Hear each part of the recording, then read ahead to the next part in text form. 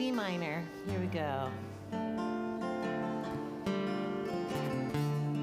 Just a little melody. It goes like this.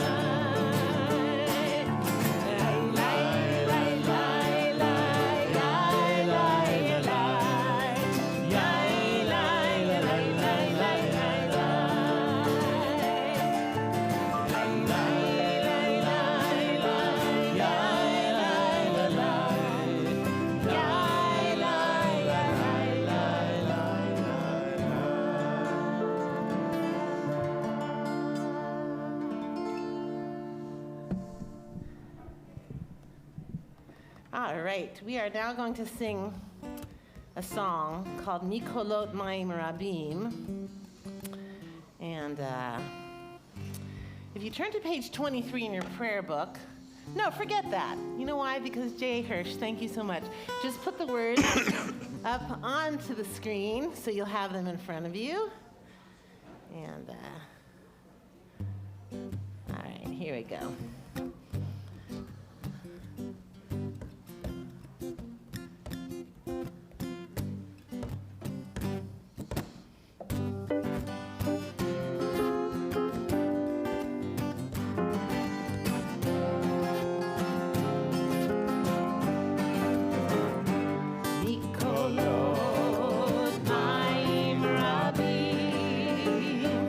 Adirim nishberet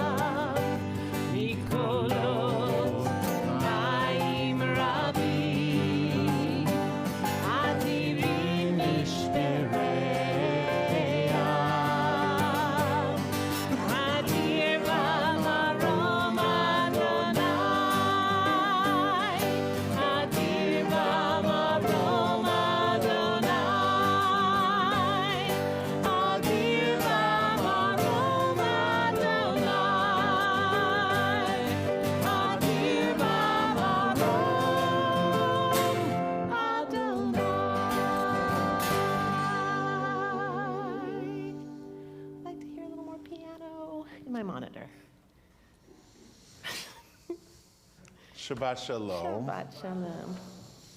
I love this Friday night. I'm just thinking, I was reading today, and I was thinking about, we just finished Purim. We're heading for Passover. Today is Ramadan. It's Good Friday. Easter will be this Sunday. And like how wonderful it is that we can gather together in our sacred spaces to brave the weather, to come celebrate our day of rest and reflection together.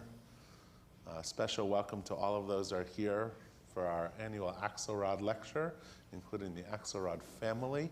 A special welcome to all of those who are joining us on streaming. We say Shabbat Shalom to you as well. And as we do each Friday night, we begin our service by lighting our Shabbat candles. So it's an honor to invite Leo up, our bar mitzvah, tomorrow morning, along with his parents, Lauren and Tron, and his sister Lucy, and his grandparents Jane and Joel, to lead us in the lighting of the Shabbat candles on page 2.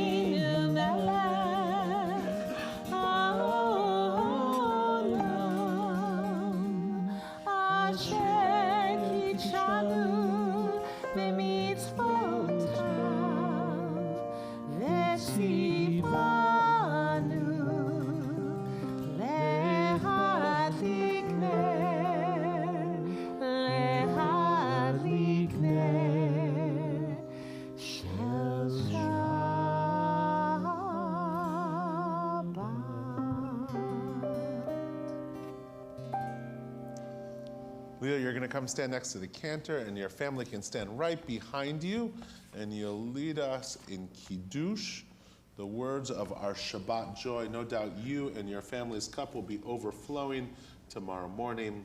Yeah. You can lead us. It's juice. It's juice is overflowing. On page 5. Baruch atah Adonai Eloheinu melech haolam borei peri hagafen. Baruch atah Adonai Eloheinu melech haolam asher kitshanu b'mitzvotav ve'atzavanu v'shabbat kodsho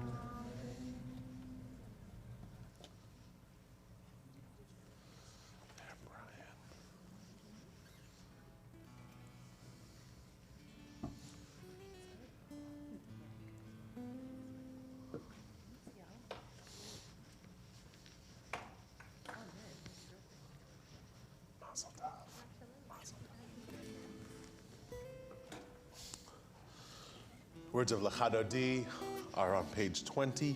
We'll sing verses, oh, actually, before we do Lecha Dodi, I forgot. I planted this and I forgot. As we know, this is a really special Shabbat for the Bethlehem community. And we thought that one of the nice ways to sort of set our Shabbat was by asking Lisa Axelrod to come up and to offer just a short reflection as we think about the entire Axelrod family on this Friday evening. Thank you, Rabbi. Appreciate it. Welcome, Shabbat Shalom. I'm so grateful and excited that we're all together. It's an honor for the Axelrod family that there's a lecture for social justice in remembrance of our beloved father and our devoted congregational rabbi, Sidney Axelrod. Dad gave so much of himself to this congregation and the community at large. I'd like to share with you what a typical night would be when he came home, so you get to know the person we saw as a father. So he'd come home, and there are 4 kids and 2 best friends, my parents, our parents, totally devoted to each other. We sit down, we say the motzi, we have dinner, we talk about our day, and then our parents do something that changes our world, one night at a time. What do? They talk about current events.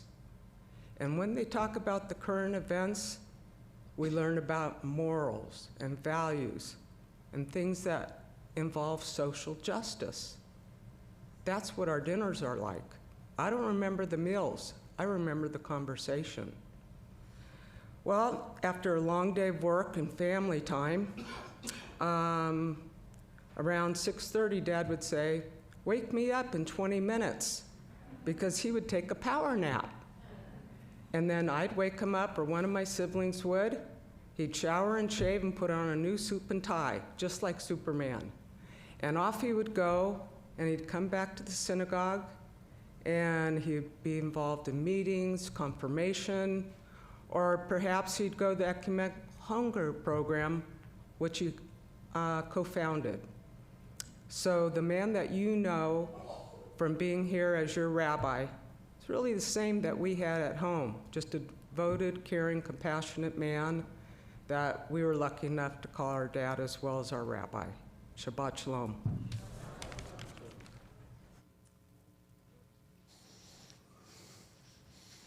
Thank you, Lisa, and it's nice to see you sitting next to Audrey and so many people who knew your mom and your dad and you and your siblings, and certainly you and your Audrey continue to guide the moral compass of this community and to point that towards north as well. Page 20, Lecha Dodi will sing verses 1, 2, 5, and 9.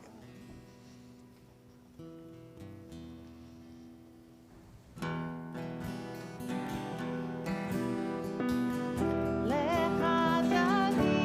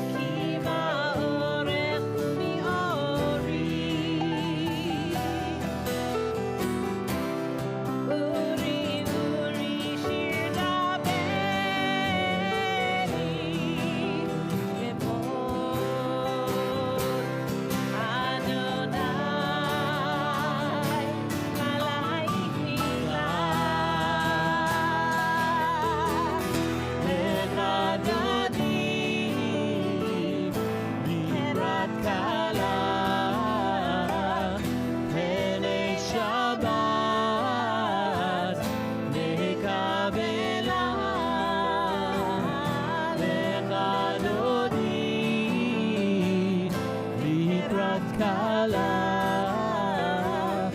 pene Shabbat nekabela.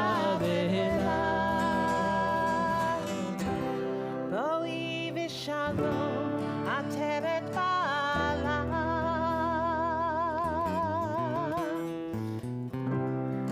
gam v'simcha u'v'tzola.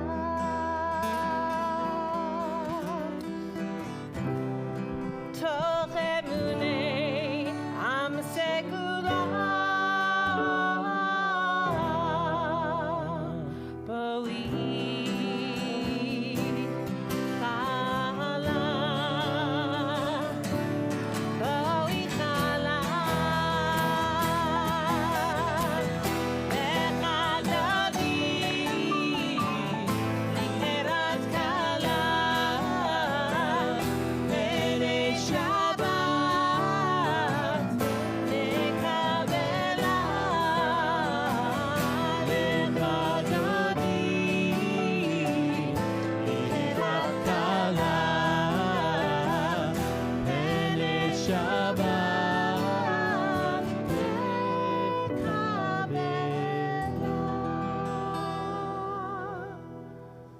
Our call to worship, the words of the Baruch Hu are on page 28.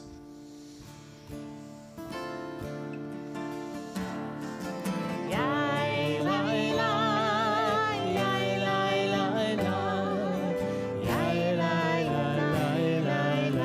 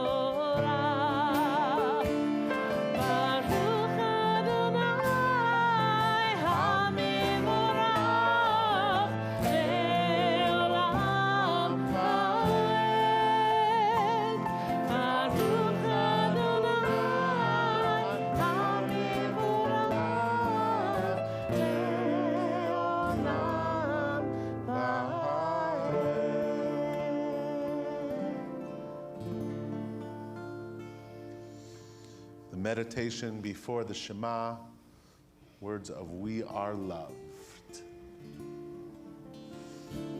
This translation of Ahavat Olam, there are the words.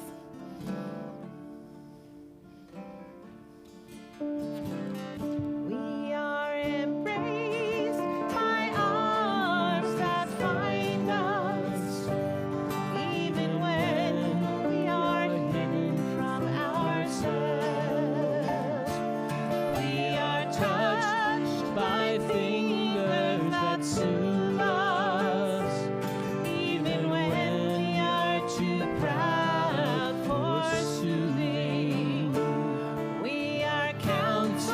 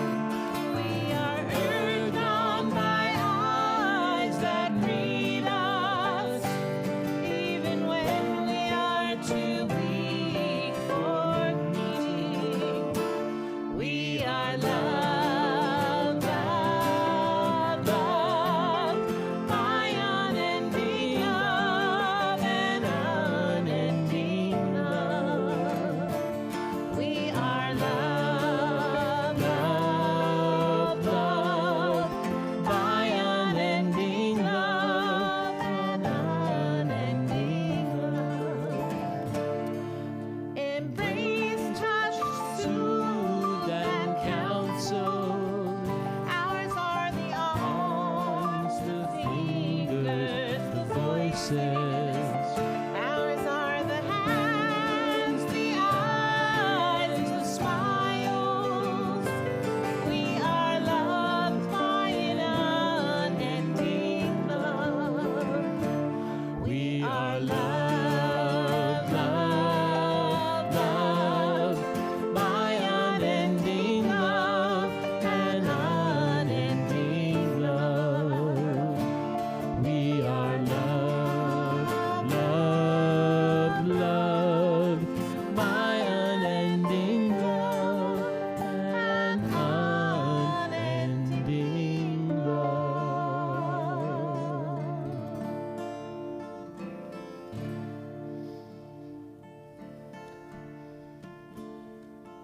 Shema Yisrael, Adonai Eloheinu, Adonai Echad. Shema Yisrael, Adonai Eloheinu, Adonai Echad. Shema Yisrael, Adonai Eloheinu, Adonai Echad. Shema Yisrael, Adonai Eloheinu, Adonai Echad.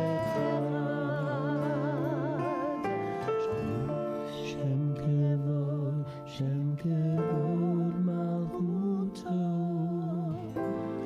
le'olam va'ed.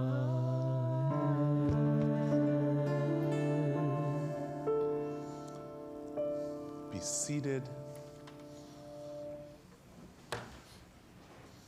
The words of our song of freedom and redemption from the book of Exodus, Micha Mocha, page 40.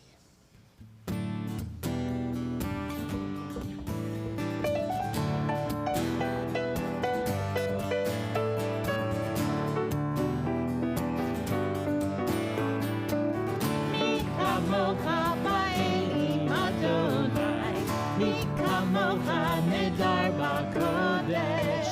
Mi kamocha ba'elim Adonai, mi kamocha nedar b'kodesh. No ra, no seif ele, no ra, tehilo, no seif ele, Adonai yimlok le'olam va'ed.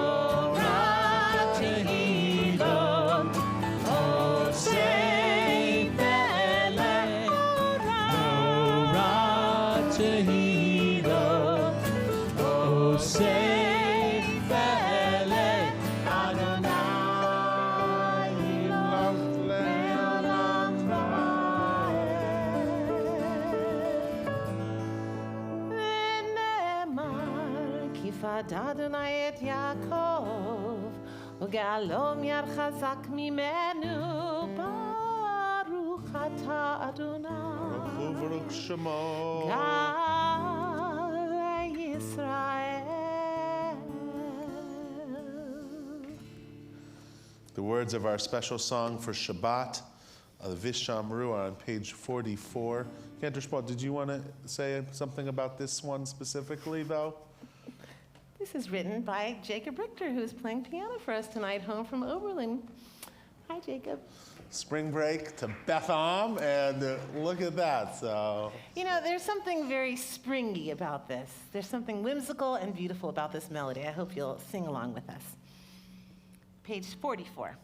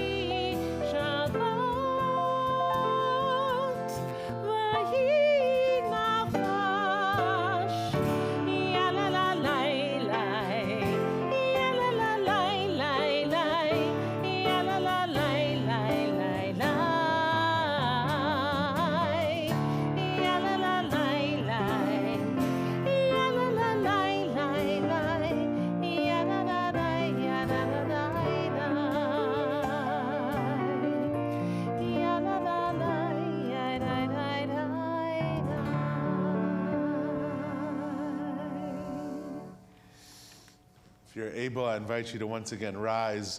The words of the Amidah begin on page 46. Ya la la la la, ya la la la la, ya la la la la, ya la la la la, ya la la la la, ya la la la la, ya la la la la, ya la la la la. Adonai sefatai tiftach ufi yagid tehilatecha. Adonai, open up my lips that my mouth may declare your praise. Ya la la la la, ya la la la la, ya la la la la, ya la la la la, ya la la la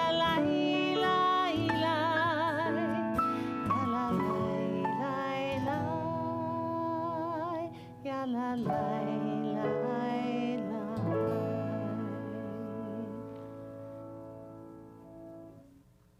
Continue silently.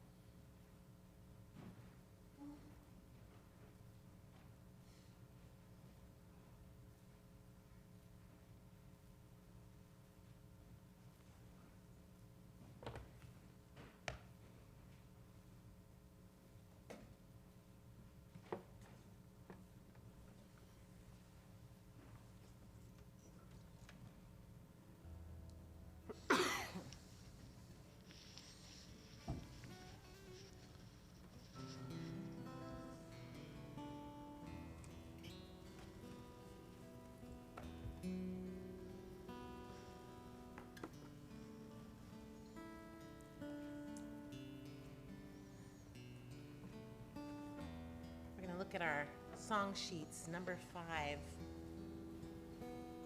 on the A side.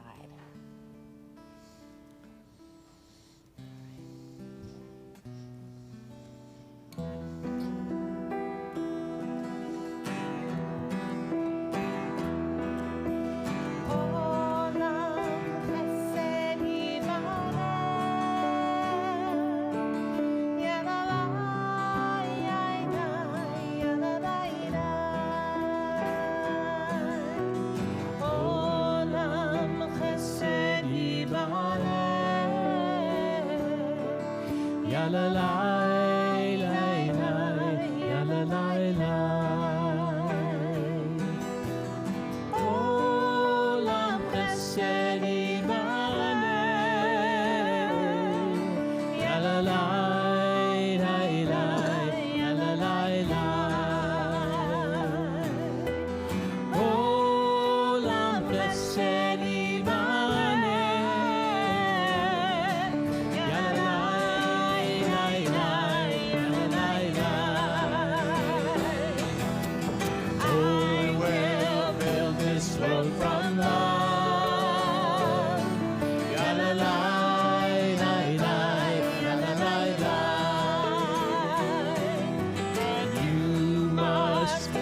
this world from love.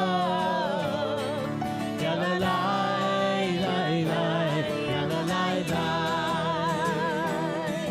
And if we build this world from love, ya-la-lai, lai, lai, ya-la-lai, lai, then God will build this world from love. Ya-la-lai, lai, lai, ya-la-lai, lai. Olam chesed yibaneh. La-la-lai, lai, lai, la-la-lai, lai. Olam chesed yibaneh. La-la-lai, lai, lai, la-la-lai, lai. Olam chesed yibaneh. La-la-lai, lai, lai, la-la-lai, lai. Olam chesed yibaneh.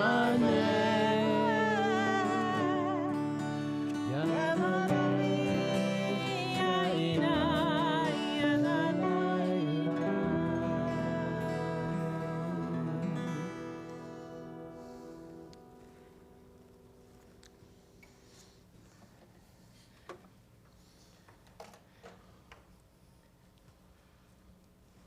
The words of Rabbi Sidney Axelrod. A flood of memories overwhelms me as we go about the temple grounds. So many thoughts and so many feelings. There are so many people who have given of themselves in so many ways to Congregation Beth Am, to our faith and people and community. We, as part of Beth Am, know very vividly who have worked so hard to make Beth Am what it is. There's a movement to name this area after so-and-so and another area after someone else, but somehow the temptation was overcome with the feeling that Beth Am is truly a house of the people, and everyone is a part of Beth Am. Someone once said to me, "You don't see any names. It's anonymous." To me, it isn't anonymous. To me, I see so many people who are willing to give far beyond their egos, thinking in terms of Jewish life, of their children, of future generations, and hoping that people would continue to enjoy. In a way, I see so many faces before me, people who have risen above self, who have invested self in our people and in our faith. Without them, I would not have been able to do what I have done to serve the congregation. Those words were spoken in 1993 when Rabbi Axelrod created a video tour of Congregation Beth Am, and that video project, coordinated by F. Cannon and Ron Schilling, lives on the Beth Am webpage if you want to see it. Tonight, on this most special evening, it is a delight to celebrate the legacy of Rabbi Sidney Axelrod with our annual Axelrod lecture. We, of course, as we did earlier, welcome Lisa Axelrod and Audrey Smith, and certainly a Beth Am community here that continues to miss his presence. And those of you who know me well generally know that I don't talk about myself other than references to sports fandom very often from the Bima. So I will note that this will be the last Axelrod lecture I'll coordinate as a rabbi at Congregation Beth Am. And so much of my time at Beth Am has been dedicated to building on the deep legacy of bridge building and justice that was championed by Rabbi Axelrod. I'm proud to have served a community that sees Tzedek as a pillar of who we are.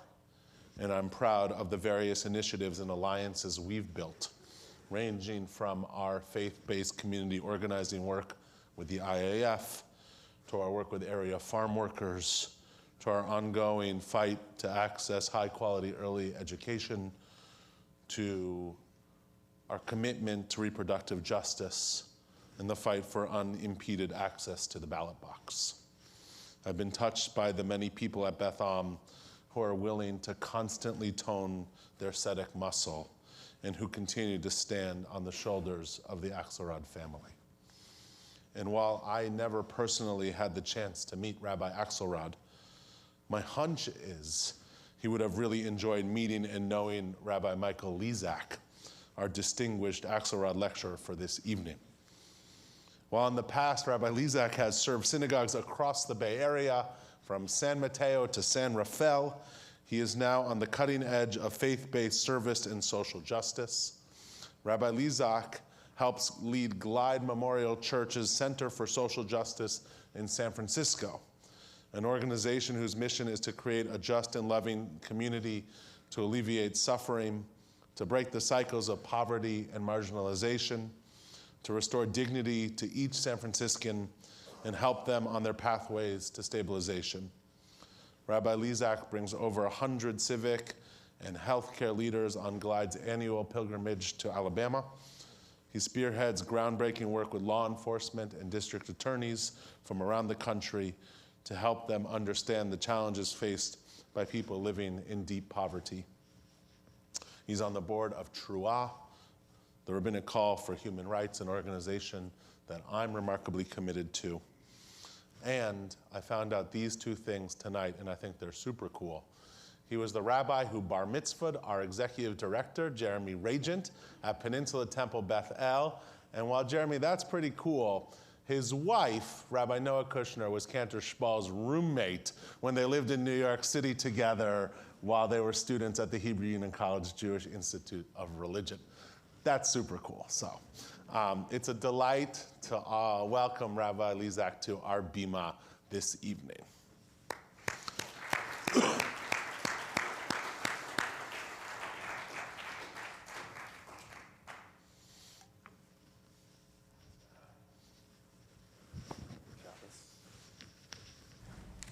Shabbat Shalom. Such a blessing to be here with you all. I just do need to ask before I start, anyone besides Cantor Spall and myself and Debbie Muckamal who were in the Holy Chase Center with the High Priest of America, Bruce Springsteen, last night? Anyone with us last night? Sunday night? I know Kathy and Fred, Debbie's luring me to go back. I saw yesterday there were tickets still available if you want to. It's a master class, I'll just say it that way. Before I start, I want to give a little love firstly to Rabbi Prosnit for your toweringly menschy soul. I already vibe and sense in the room how much you're going to be missed and wish you deep blessings on the pathway to Wisconsin. To Cantor Spall, I'm sure you have stories about my wife before she was my wife when she was your roommate.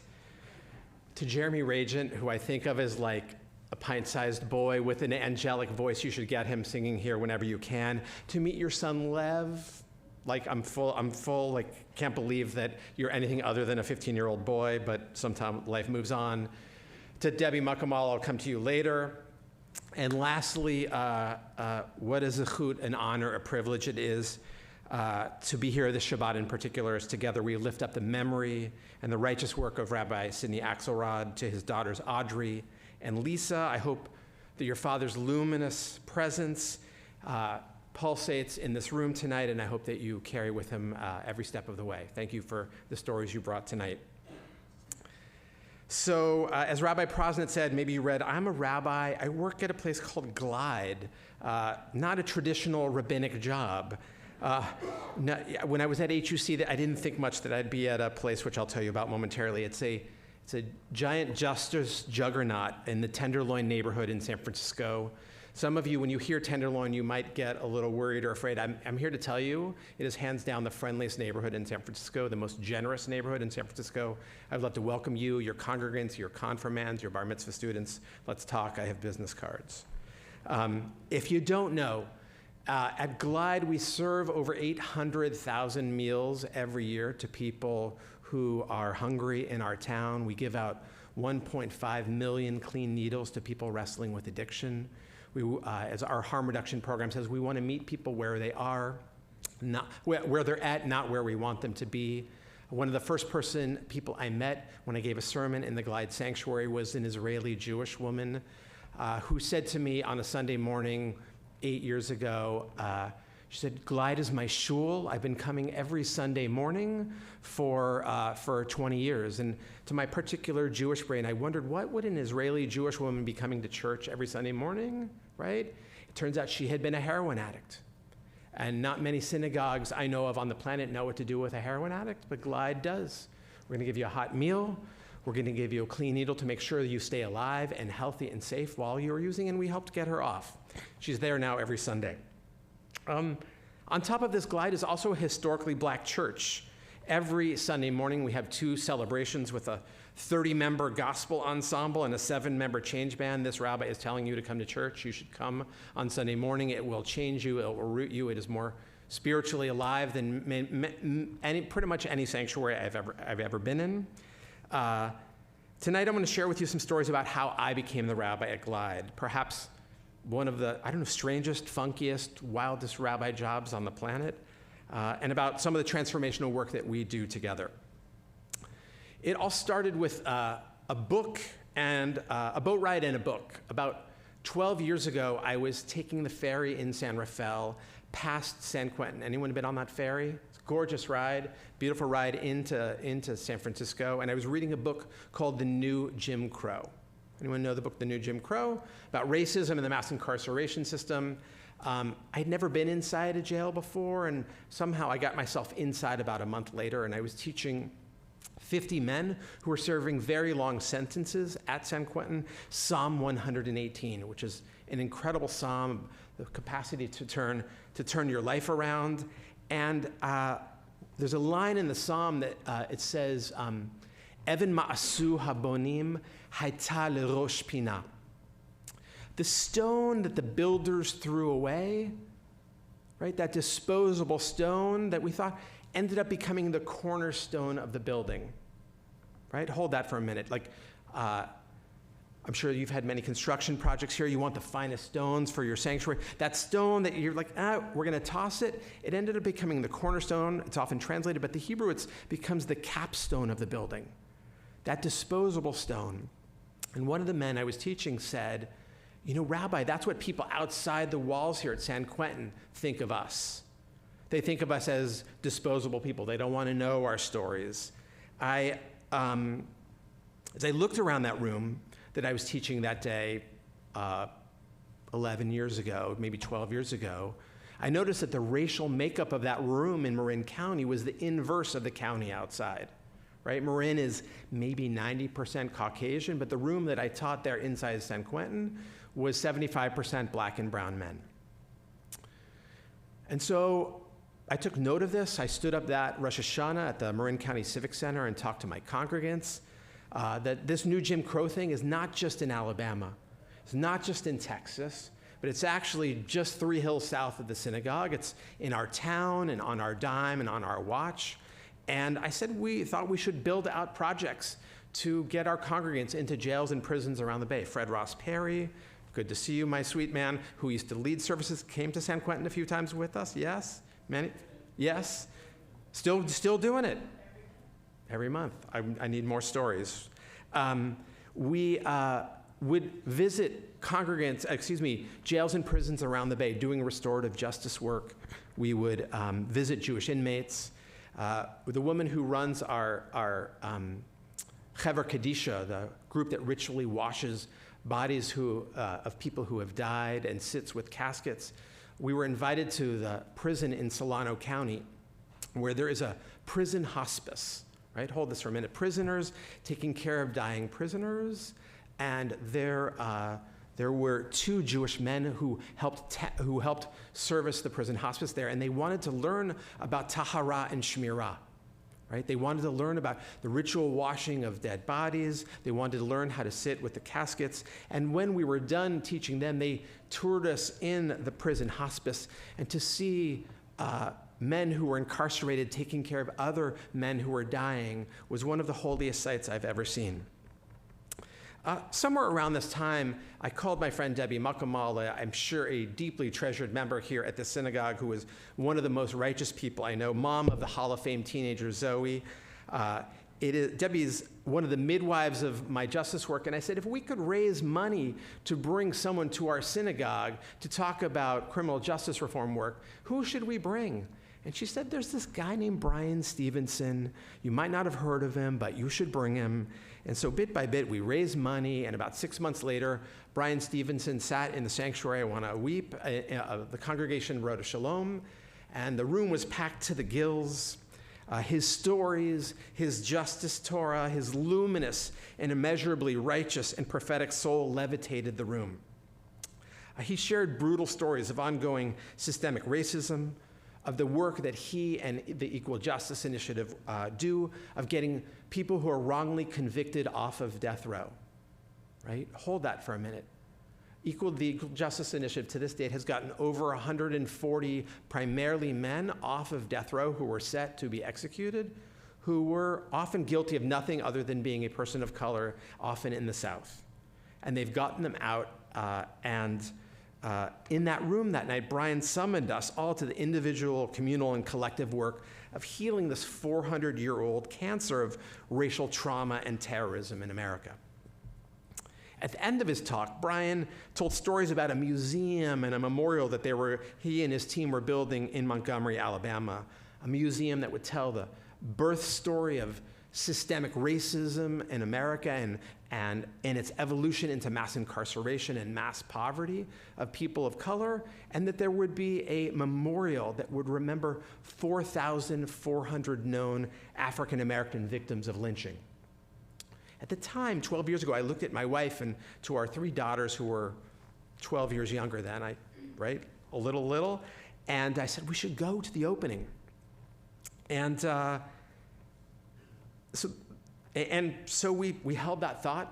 The Haftarah for this week, for Parshat Tzav, is from Ezekiel, and it says this: "V'natati lachem lev chadash v'ruach chadasha eten bekirbechem," and I will give you a new heart and put a new spirit into you. I will remove that heart of stone from your body and give you a heart of flesh. I spent 18 years in the congregational rabbinate. I loved it. I felt very privileged to be with people at the most intense moments of their lives and to help them shape those moments. And with my wife founding a congregation in the city, we had 2 separate congregations. And as I'm sure you might well imagine, having one rabbi in a family is quite stressful. Having 2 separate ones in 2 separate congregations brought our family nearly to the breaking point. At the time, the Holy One was awakening in me and cracking open my neshama for a rabbinic journey, a new rabbinic journey that I never could have imagined. Fast forward a few years, I needed this new job. A funder brought me to Glide, and I sat in room 400 at 330 Ellis Street, across the table from Janice Mirkatani, who died a few years ago, who was the wife of Reverend Cecil Williams, with Reverend Williams, who's 94. I think of the 2 of them as the Yodas of the San Francisco justice world, who were elders who helped shape San Francisco in many ways. And Reverend Cecil looked at me and he said, "What would it be like to have a rabbi at Glide?" None of us really knew. Next to me was Stephanie Rapp from the Walter and Elise Haas Foundation. And she is the one who said that Jews have been jealous of Glide for close to 100 years, right? Why is there not a Jewish Glide? Why have the Jews not been able to replicate this, right? And she said, she had this novel idea. Rather than spending $50 or $100 million to build the Jewish Glide in downtown San Francisco, she said, why don't we plant the Jew at Glide and then open up doors broadly to the Jewish community across the Bay and around the world? Side note, I was sitting in my office yesterday on the 4th floor. 50-year-old, not Jewish young man who helps, young man, for 55, he's young, right? He calls me up, James Sampaga, and he said, "Rabbi, I got a group of Jews from Israel and Miami and Chicago downstairs here. Can you come down and hang out?" And this happens once, I would say every week or 2, I get a call that there's a group of Jews who've come from around the world. They've heard about the great things, and I'm often teaching them about the work that we do. Before COVID, every Jewish day school from Palo Alto to Marin County was coming into Glide, learning Jewish texts ahead of time, and then walking and living Torah in the halls of Glide and in the Tenderloin. In July of 2017, I started a new job without a job description. Bit by bit, Glide gave me a few things, and I created some projects. As Rabbi Prosnit said, the executive director came to me and said, do you know anything about teaching police officers and district attorneys? I said, I know bar mitzvahs, weddings, funerals, maybe, right? Over time, we created a project called An Officer and a Mensch, where we bring in 20 to 40 police officers and district attorneys at a time for a 3-day immersive, I call it pilgrimage, into the Tenderloin, where I invite them to come out of uniform and to meet me in front of Glide at 6:30 a.m. I invite them to walk the neighborhood for an hour. Say, I want you to imagine that this was your bedroom. Imagine that you slept outside. I said, I don't want you to feel unsafe, but I don't mind you feeling uncomfortable. And then I invite them to wait in the Glide food line, not with your buddies. I want you to stand by yourself to feel what it's like to feel alone. And then throughout the day, we meet Glide staff. We're introducing the Glide clients with lived experience. And I can say that when the DA from Yolo County, DA Reisig, was taking a harm reduction tour of the neighborhood, he said to me, I think every district attorney from all over California should come do this officer and a mensch program. So slowly in motion with that. Every Friday morning at Glide, we bake 120 challahs in the Glide basement. I can say this, I like carbs a lot, okay? I think it's the best challah in the Bay. We need volunteers. If you're ever looking to get a good challah recipe, or you want to bake or serve folks, we don't feed them to Glide clients. As Stephanie Rapp, my first funder, said to me, we should feed the people who feed people. We walk these loaves of 120 of them of hot Jewish Shabbat bread around the building, that perfume the entire building, to Glide staff who commute from long ways and do immeasurably hard work, and say Shabbat Shalom, even to those who don't celebrate Shabbat. And the reason you really should come with us is we have one rule. We say a little blessing before we walk around. We say motzi in Hebrew once, we said it in Arabic, and then we share a little bread. And someone brings in a stick of salted European butter, and the rule is more butter than you think you deserve, right? So if that was not enough to get you up to 280 to the 101, right, I promise you really good salted European butter. Where that meets hot Glide challah, I think the Messiah might land right there. So I got to Glide about a year before Brian Stevenson and the Equal Justice Initiative opened up their museum and memorial. I said to Reverend Cecil, I think we should bring maybe 10 people to the opening, and we ended up bringing 85 people to the opening of the museum and the memorial in April of 2018. We brought 25 frontline Glide staff members with us, people with lived experience, people who had spent time on the street, people who had spent time incarcerated, people who were wrestling with addiction and mental health issues, along with civic and tech leaders. And like I would treat a journey to Israel and Palestine when I was a congregational rabbi, we treated the journeys to Alabama in the same way. Long before we landed on the ground in Montgomery, we met multiple times at Glide. We shared meals, we shared stories, we tried to build out loving, covenantal relationships with one another. And we read hard texts and hard stories about lynchings and about systemic racism, and it was really, really hard, so that by the time we got on the ground there, we had coalesced community into a coalesces group into a community that was capable of loving and learning together in deep ways. Hands down, I can say to you that journey in 2018 was the most powerful and searingly powerful journey I'd ever been on in America. When we came back, Glide's leadership said, that amazing work you did, Rabbi, how might we dial up the power of this trip in coming years? And I sat with some leaders from the Kitchen, my wife Noah's congregation in the city, who uttered some words to me that I'd never thought of before with my rabbinic brain. What if we thought about racial justice and health equity issues? Michelle Alexander, in her book, The New Jim Crow, had helped me think deeply about racism in the criminal justice system, but I'd never thought about racism in healthcare. And so bit by bit, we set about infiltrating circles of healthcare power locally and regionally. And so by the time we got to our third pilgrimage, hold these dates for a minute, March 1st through March 5th of 2020, right? Does anyone remember what was happening in the world, right? It's a good laugh now, isn't it? March 1st through March 5th of 1st through 5th of 2020, we had 110 people on the ground in Alabama. My mom was on a cruise ship somewhere over there. My brother and I were just like it was just, You can imagine the worry. We told people to wash their hands a lot. None of us knew what a mask was. We had provost from UC San Francisco with us, many vice chancellors, people across the pediatrics department, and we had built out an extra 3 days to the pilgrimage to meet incredible healthcare leaders who were swimming up against streams that we can't even begin to imagine in Red State, Alabama. We thought deeply about this work, and when we came back from the trip, it was March 5th. I think the world shut down around March 17th or so, and we were supposed to have 3 in-person reunions when we get back to think about how do we elongate the learning of this trip. I was about to say Rabbi Nancy Milliken. She's not a rabbi, she's a doctor. She founded the Center for Excellence in Women's Health at UC San Francisco. Dr. Milliken said, what if we met on Zoom every week?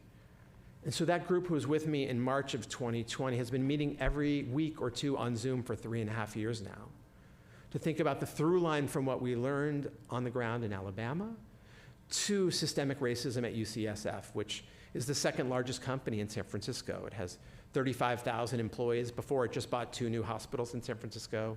It pumps about $7.5 billion into the economy. And we're working with their leaders to think about micro and macro aggressions, to think about systems, and how what we saw over there is playing out over here. Our motto for the trip was based on my favorite name for God in the Tanakh. It comes from Psalm 147, verse 3, where the psalmist calls God this: Harofeh l'shivurei lev umechabes la'atzvotam. God is the one who heals their broken hearts and binds up their wounds, right? Hold that for a minute. Think about the holy forces of hearts breaking and healing broken hearts and binding up wounds. And in the first few years of the trip, we said to participants, we're going to bring you to Alabama to break your heart. Our first job is to break people's hearts open. For when you really look head on at the stories that we encounter there, you can't help but have your heart broken. And once we collectively do that work, then we can begin the healing work. What if that was the tissue that binded us? I co-facilitate all this work with a 73-year-old non-Jewish black woman whose title at Glide, before I got there, is the Maven for Transformative Learning, right? Her name is Isoke Femi. She lives in Santa Rosa. She's the best educator I've ever met, and she's like my work wife and soul sister, and we play together a lot, but we do very heavy and hard work. And after year 2 and hearing me say this, we're going to go to break your hearts, she looks at me and she goes, Rabbi, white rabbi, black people and brown people's hearts are broken on an hourly basis here in America. So I think we might need to rebrand this thing. So I pumped my brakes and opened up my humble heart, and we put our heads together and we thought that, what if we rebranded the trip as a warm blanket for black and brown participants on the trip, and as an alarm clock for white folks who are coming? What if we think about the different experiences of people who are going on this interracial, interclass, interreligious group, and tend to people individually and do the work? We often meet in racial affinity groups along the way, and help us heal individually and collectively and think deeply about the experiences of everyone.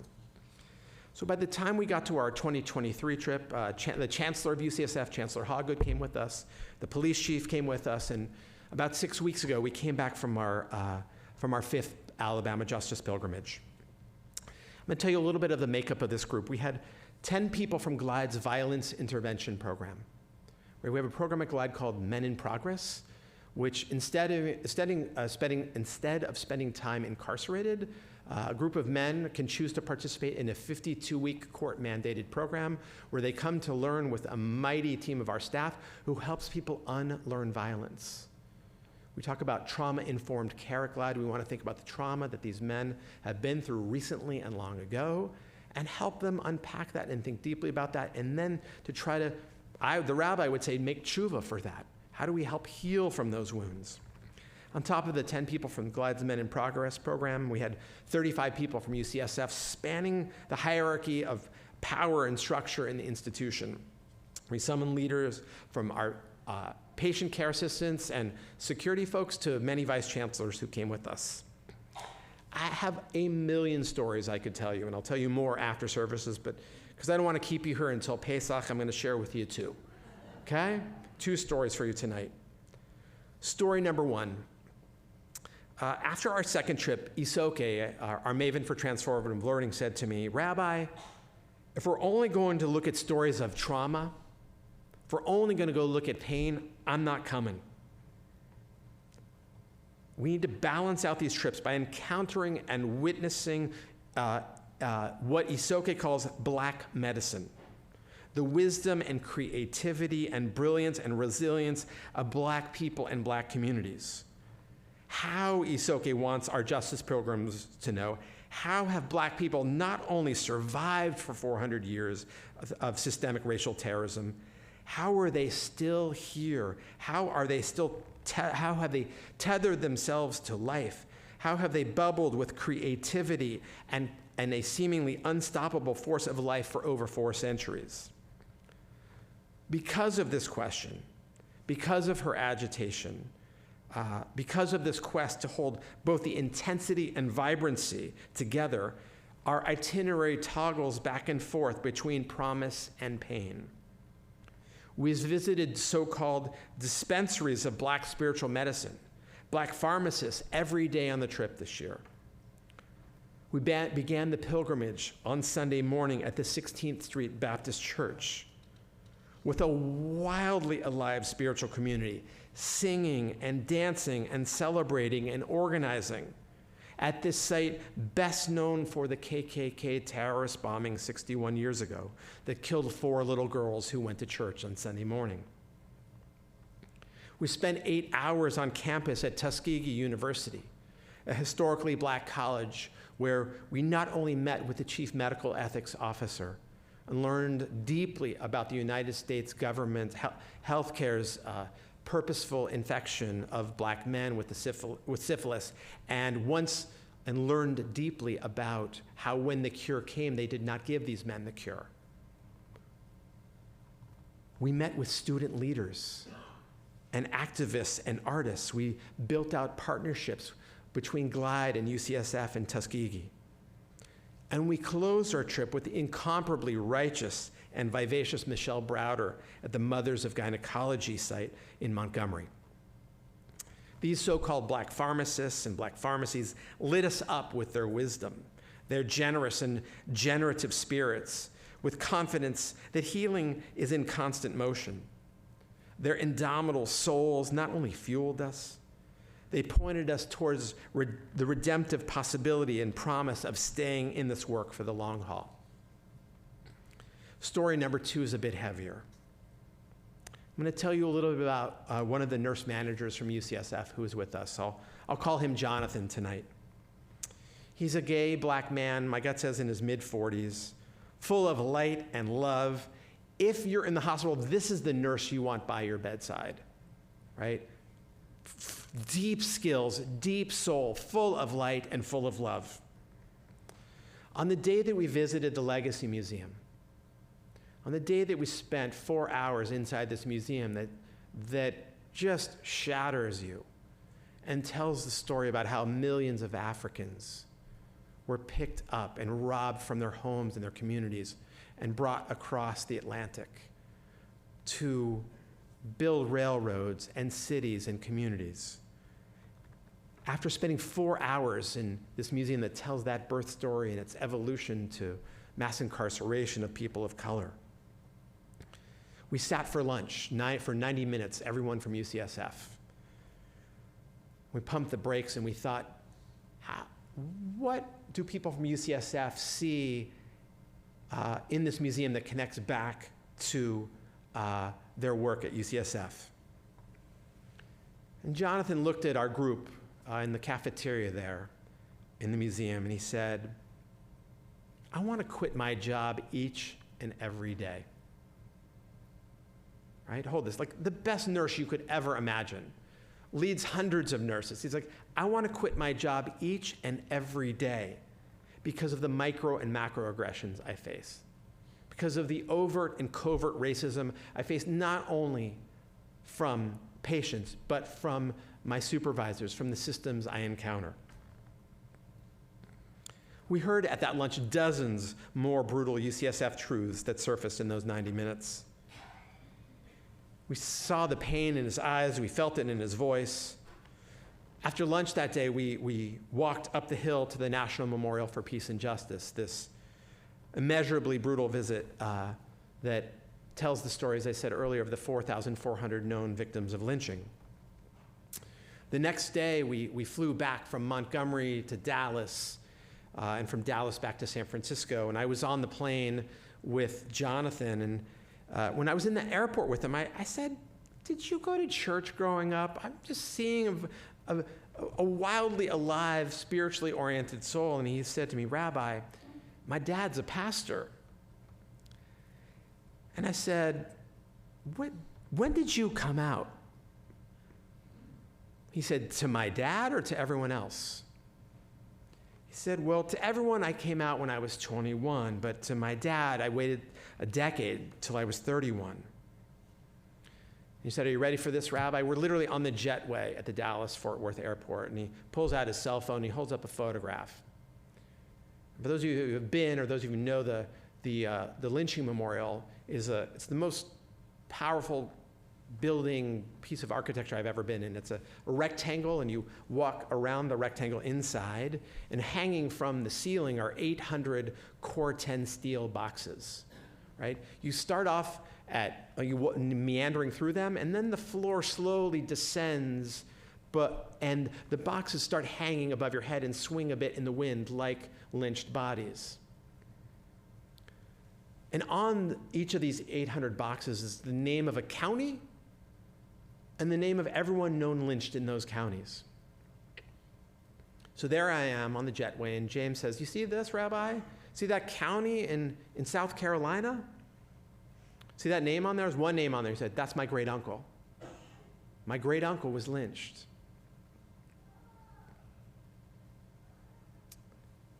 I took some deep breaths. I held that for a minute. Think about your great uncles for a minute. He said to me, Rabbi, my dad never told me this story about our great uncle. He wanted to fend the trauma off, right?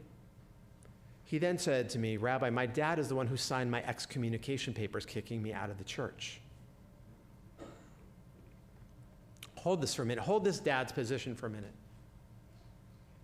Dad whose uncle was killed and brutalized, right, in South Carolina for politically organizing in South Carolina. Dad knows this story. Dad's a pastor now, has a son who's black and gay in the South and dating white men. Dad is afraid what happened to him is going to happen to him and does everything he can to try to protect him and keep him alive. We get back to San Francisco late at night. As I said, we have weekly reunions for this group. When we come back to Glide the following week, Jonathan sits in the circle, and he, after lots of spiritual processing with me, with Isoke, with other leaders from the trip, he said a few things to us. He said, I understand my family trauma in new ways. He said, I'm forgiving my father in ways I never thought possible. And he said, thanks to this Alabama justice pilgrimage, I now see my role much more clearly at UCSF. I now see why I'm here. Jonathan's story pointed us towards hope, towards the possibility of bringing healing to generations-old wounds. The way we define a pilgrimage at Glide is a journey of personal, spiritual discovery that forever changes you. Right? A journey of personal, spiritual discovery that forever changes you. Rabbi Larry Hoffman delineates between what is a trip, which is a lot of this, and get the souvenirs, and a pilgrimage, which is a lot more of this. When Brian Stevenson came to Congregation Road of Shalom 12 years ago, he hit on 4 points, which have become the Torah of my justice work. You can see him in his TED Talk. If you don't know Brian Stevenson, after Shabbos, you have to watch his TED Talk. You have to read his book, Just Mercy. You should go see the movie, Just Mercy. You should put your shekels aside and get yourself to Alabama. I'll help plot out your itinerary for you. But the 4 points Brian taught us, which are, as I said, the Torah of my justice work. You got to get proximate, right? Me, when I was sitting on a house on a hill in Marin County, where I lived for 14 years, versus walking Ellis Street, right? There's a power in looking people in the eye. And maybe there was a little surprise when I said tonight that Tenderloin is the friendliest, most generous neighborhood in town. I invite you to come see it, right? I promise you, we'll deliver it. I'll introduce you to people who are some of the most generous people you've ever known. I want you to get proximate, Brian said. He says, we need to imagine new narratives. Us versus them, Jews, Christians, Muslims, right? I do think these 4 points apply to Israel, Palestine as well, but that's next week's sermon. He's giving it, not me. Okay, got to get proximate, got to imagine new narratives. The third point he said is you have to hold on to hope, right? The opposite of hope is injustice. If I don't believe we can turn the Tenderloin, if we don't believe we can turn Israel, Palestine, we might as well move to Boca and get a tan, right? The work here is to hold fast to hope. And the last one, the hardest one, is to do uncomfortable things. It's much easier looking out the window here in Los Altos Hills and your beautiful campus, like everyone on the planet talks about the campus of your storied congregation. Much easier to sit in the sanctuary than it is to walk Ellis Street, right? When I can tell you when I walk past people face down on the sidewalk where I'm not actually sure if they're still alive. Much harder. But there's something in that agitates, that propels me, that invites me and you into the work.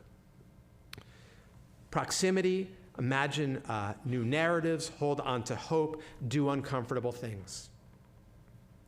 My last story for you tonight is about my most important tzedakah teacher. The person who taught me more about righteous living and righteous giving is a woman named Carol Levy.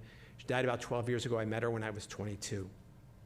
The story I'll tell you about Carol tonight is that she left her house every day with 2 purses. One purse, cell phone, keys, wallet, lipstick, always a rockin' lipstick, okay? Second one was her tzedakah purse. Every day, 50 cents, $50, granola bar, gift card, pair of socks. She said, I want to walk through the world with 0 cholesterol in my generosity system. I want to be giving. I don't want to be asking questions on any level. This is how I'm going to walk through the world. Carol helped us think about what she called as a justice practice. You know, we want our kids or grandkids to practice flute or football or tennis, right? She's like, what if we got much better with our tzedakah practices? So I want to leave you tonight with this vision. How might we collectively as our community to build on Rabbi Axelrod and your community's mighty tradition here, think deeply about how we might increasingly build out practices that help us get proximate, that help us imagine new narratives, that help us hold on to hope, and that really push us to do uncomfortable things. Shabbat Shalom.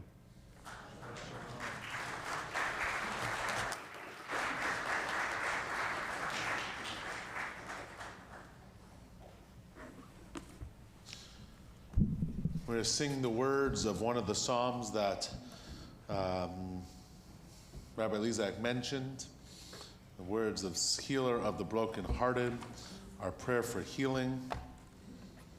The Bethlehem community is specifically praying for healing this week for Jenny Anderson, Leslie Behar, Sharon Baum, Diane Denenberg, Mark Cohn, Ron Cote, Abigail Covert, John Devine, Toby Ellman, Ellen Friedman, Marty Gelman, Selena Glader, Moritz Huppert, Aaron Levinson, Judith Maley, Sophia Palisban, Harvey Rabin, Bobby Rosenkrantz, Charlie Rothschild, Marion Sagan, Margie Sanders, Bud Schuler, Peter Schuler, David Baruch Ben Simona, Julie Sutcliffe, Rona Weinstein, and Larry Wortman.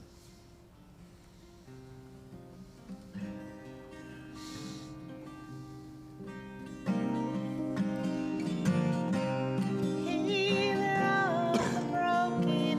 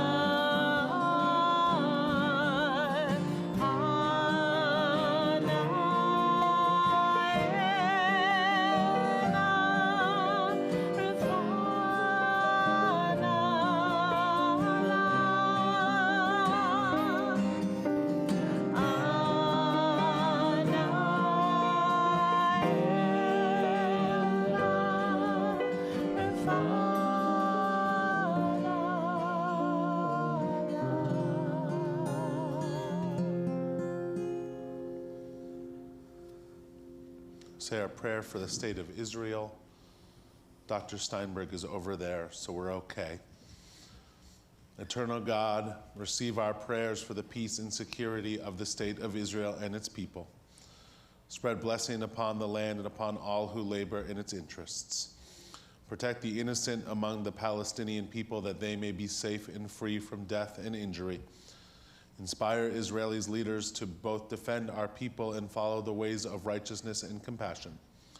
Remove from the hearts of our people fear, hatred, malice, strife, and vengeance. May the Jewish people scattered throughout the earth stand strong in solidarity with the state of Israel in times of war and peace. And may they be infused with the ancient hope of Zion. May our people be encouraged by the symbol of Jerusalem as an eternal city of peace. May the state of Israel be a blessing to all of its inhabitants and to the Jewish people everywhere. May she be a light to the nations of the world.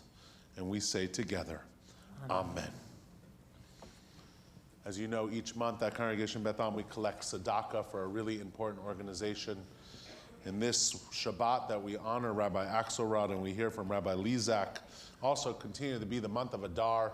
We are commanded to give tzedakah. We are collecting for the Community Legal Services in East Palo Alto, an amazing nonprofit that offers legal services that improves the lives of people throughout the region. There's a tzedakah box right when you walked in where you picked up your sidurim. You can donate online, betham.org/tzedakah, or you can Venmo Beth-Am.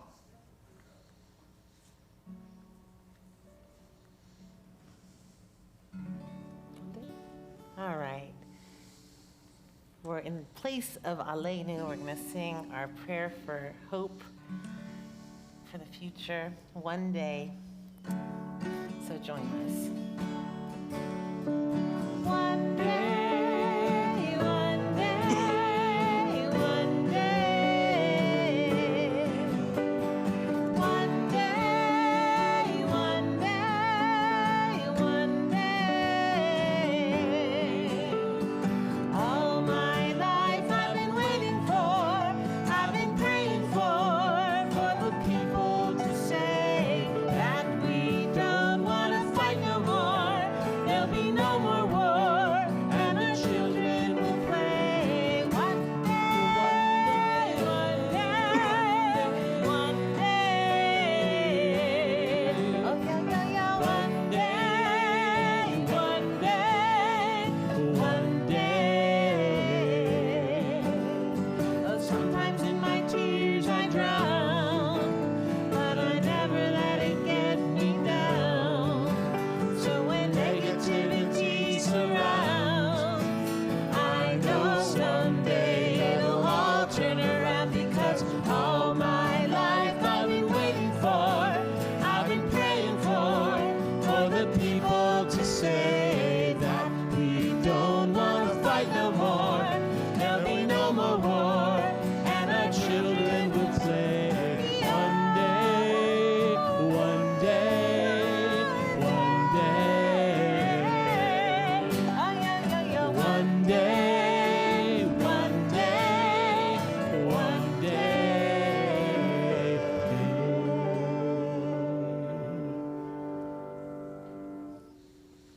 As we prepare for the prayer of memory, if I read the name of your loved one, I invite you to rise in his or her honor, and we'll say words of Kaddish together.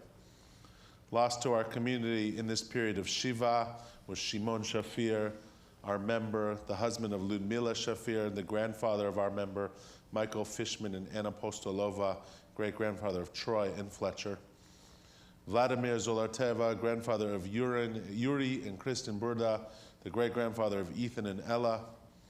Our member, Alan Greenwald, the husband of Elaine, the father of Jeff and Susie, the grandfather of Jennifer, Tank, Sade, Sally, and Daniel, and the great-grandfather of Arnold, Lee, and Ruben. And Michael Capisuto, the husband of Myrna Capisuto, and the father of Elliot Capisuto, and Melissa Thompson, and Cheryl Binder, and the grandfather of Claire and Alexa. In this period of Shloshim, we remember with love Pauline Starlack, Mary Rita Ford, Alan I. Kirshner, Jack Tomsky, Mara Bronstone, Charles Steinberg, Joanne Mahome, Lisa Shedroff, Beryl Mell, and Jennifer Ann Pintozzi.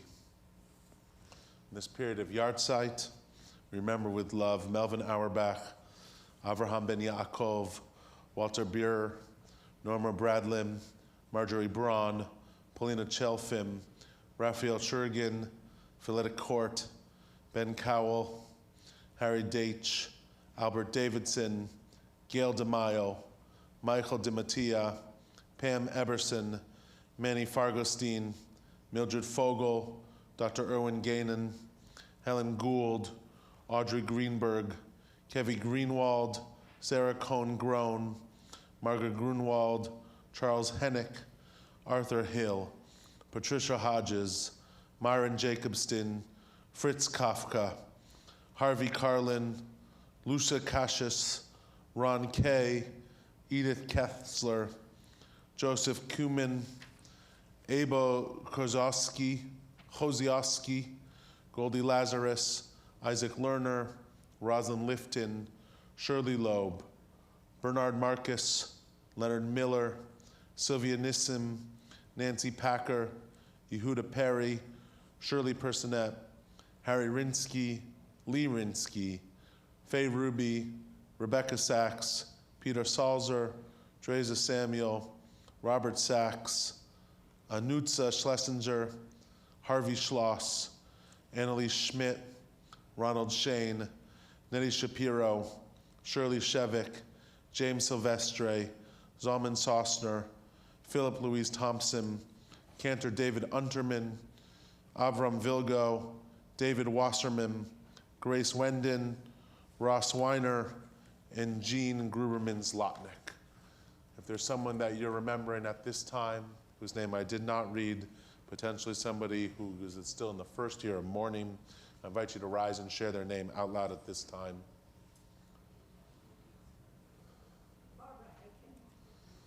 Invite everyone to rise. And as we're standing on this Shabbat before we say Kaddish, I just wanted to note how I started a Rosh Hashanah sermon in 2017. The stakes were high. There was a popular two-term incumbent leaving, and a new president would take residency in the White House. America was divided, red and blue. On election night, Americans anxiously watched the returns from swing states, Pennsylvania, Ohio, Florida. The winner of the Electoral College did not win the popular vote. Not 2016, but the year 2000. You remember, I'm sure. The first Jewish candidate on a national ticket for a major American political party. My favorite anecdote about that election: after weeks of ballot counting and contentious back and forth, 5 weeks after Election Day, Vice President Gore conceded to Governor Bush, and Hadassah Lieberman, the wife of Connecticut Senator Joe Lieberman and the vice presidential candidate, comforted her dejected husband Joe, saying, "Don't worry, honey, in our house you'll always be vice president."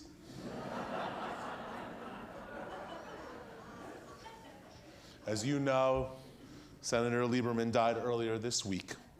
In this era of rising anti-Semitism and political polarization, it's amazing to think that this Shabbat-observant, kosher-keeping, Israel-loving Jew was nearly, and probably should have been, the Vice President of the United States. Rabbi Daniel Cohen of Stamford, Connecticut, ended his eulogy for Senator Lieberman this way earlier this week. Thank you for being a champion of faith, fortitude, and civility. Thank you for being an independent thinker whose humility and commitment challenges us all. You are a voice of moderation and reason which we need now more than ever. Your legacy to perfect the world as God's partner will be recorded in the annals of American and Jewish history. As we add to our Kaddish list the name of Senator Joseph Lieberman. Words of Kaddish are on page 294. Yitkadal v'yitkadash shemei Rabbah. Bi'alma divara kirte bi'amlich malchute. B'chayechon uvyom echon uvchaye dechol beit Yisrael. Ba'gala uvizman kariv bi'imru amen. Yehei shmei Rabbah mevarach le'olam ulmei almaya. Yiparach v'yishtabach v'yipa'ar v'yitramam v'yitnaseh. V'yit hadar, v'yit hale, v'yit halal, shemed kusha brichu. Le'ela min kol berchata b'shirata. Tush bechata b'nechemata. Damiram bi'ama bi'imru amen. Yehei shlama rabba min shemaya. B'chaim aleinu bi'al kol Yisrael. Bi'imru amen. Osei shalom b'imromav. Hu yasei shalom aleinu bi'al kol Yisrael. B'imru amen. May the one who creates harmony on high bring peace to us, to all Israel, and to all people everywhere, to which we say, amen. Amen. We'll sing that song, the final song of peace, Od Yavo Shalom Aleinu. Join with us. Od Yavo Shalom Aleinu. Od Yavo Shalom Aleinu. Od Yavo Shalom Aleinu ve'al kulam. Od Yavo Shalom Aleinu. Od Yavo Shalom Aleinu.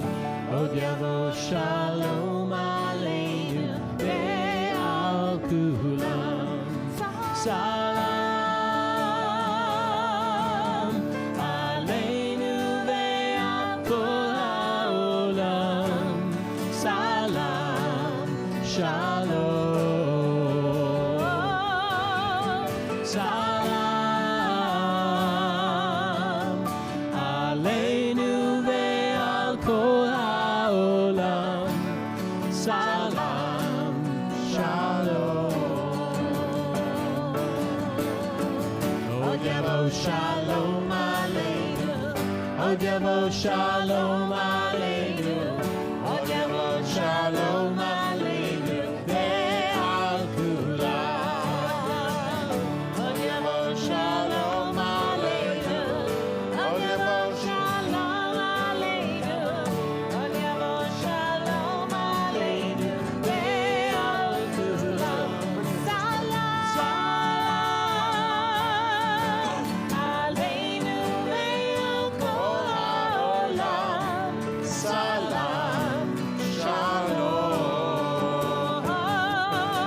Salam Aleinu ve'al kol ha'olam. Salam Shalom. Od Yavo Shalom Aleinu. Od Yavo Shalom Aleinu. Od Yavo Shalom Aleinu ve'al kulam. Please join us in the social hall for an Oneg Shabbat with Lisa and Audrey and Rabbi Lizak. If someone could open those doors to the social hall, that would be great. And Leo, take that off. I know you're doing it, and we'll say Motzi together. Baruch atah Adonai Eloheinu melech haolam hamotzi lechem min haaretz. Shabbat shalom. Have a peace. Shabbat shalom, everyone. Say hi to somebody new.